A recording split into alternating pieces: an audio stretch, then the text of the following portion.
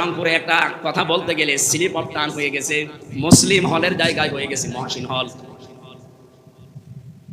মুসলিম হল যেটা সলিমুল্লাহ মুসলিম হল, এখানে আজ প্রায় 21 বছর বা 16 বছর নিয়মিত না হলে অনিয়মিত আজান বন্ধ ছিল।